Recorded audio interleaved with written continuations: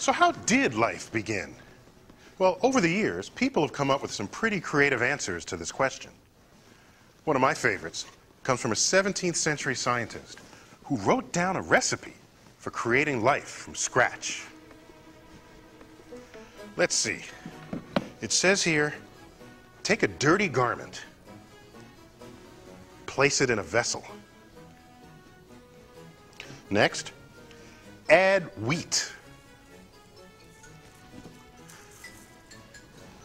Then, according to the recipe, after fermenting for 21 days, mice will appear, fully formed.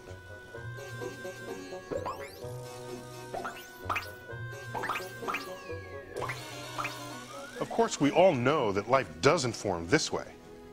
But at some point in Earth's early years, life did emerge out of non-living ingredients. And for clues to the real recipe of life, we have to go back some 4 billion years to a time when Earth was nothing like the planet we know today. When we think of early Earth, we must recognize it was not a Garden of Eden. There were no clear blue oceans. There was no clear water. There were no plants. There was no life at all.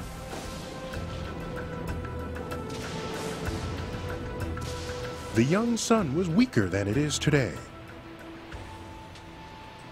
and its light barely penetrated the atmosphere of carbon dioxide, spiked with the pungent fumes of hydrogen sulfide.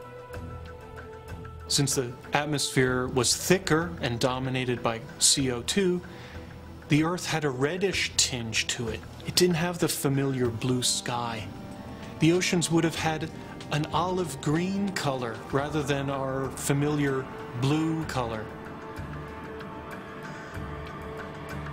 For about the first 600 million years, comets and asteroids pounded our planet.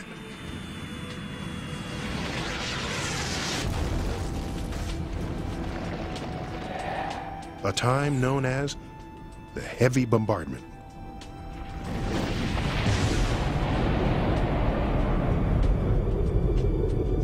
These interplanetary missiles measured up to 300 miles across.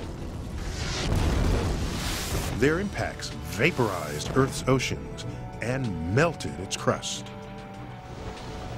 With its extreme temperatures and toxic rain, seemingly nothing could survive here. But we now think that in this hellish environment, life first took hold.